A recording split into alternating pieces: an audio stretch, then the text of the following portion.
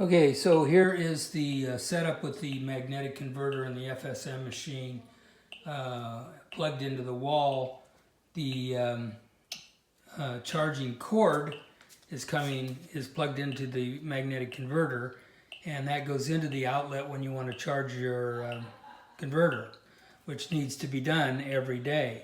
So, but you don't want to be charging this converter while you're sleeping and being during the night when you have your paddles near your body, because the energy goes all the way down the lines to the paddles, and it is that energy from the actual outlet goes down and contaminates your space. So that's not very conducive to good sleep or good health. So what you want to do is run on battery only. That's the rule. It's only battery with it not being plugged in. Right now it's not plugged in, and I have the cutoff switch here that I can turn it off and on with, and it's off right now. So it's not plugged in, and the reading that we're getting on the meter is about 3. I don't know if you can see that. But the paddles are not active, the FSM machine is not running. So this is the ambient reading for this room with everything off. Now, when I turn on the magnetic converter, or when I turn on the charging cord of the magnetic converter, then it sends the energy down the paddles, down to the paddles, and emits a very high electric field right there where you would be sleeping if you have this in your bed and you're lying on these paddles and treating yourself. This is the kind of reading you're going to get if it's plugged in, and that looks like it's about 100. Let me see what it is. It's about 113 right now. So if I'm not plugged in, and if I'm running on battery only, it falls to ambient, which is about 3. So there's a dramatic change when you're running this on battery. Now, I'll turn on the FSM machine, and let's see. No, it's not on. Right. Okay, now the FSM machine is running. You can see the paddles. Hopefully you can see those. But and it really didn't change. So it doesn't matter whether you're running a protocol or not. What matters, and it's running on battery right now. So you're still ambient. So you haven't contaminated your sleeping space.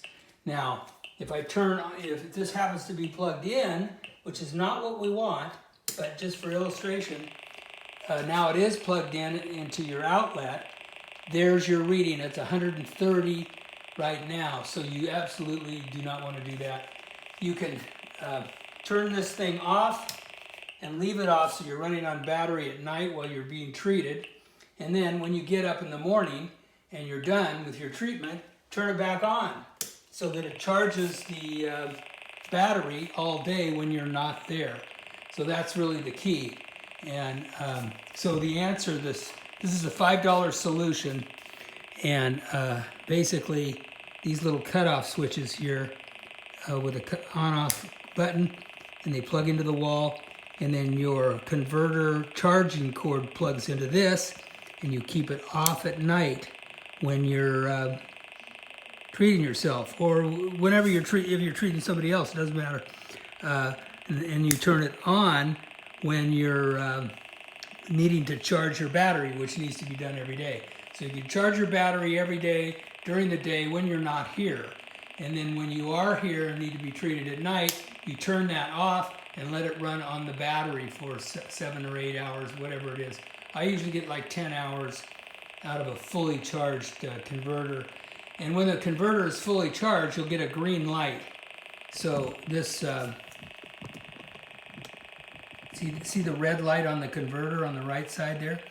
That's basically means that it's not fully charged. When it is fully charged, it'll turn green.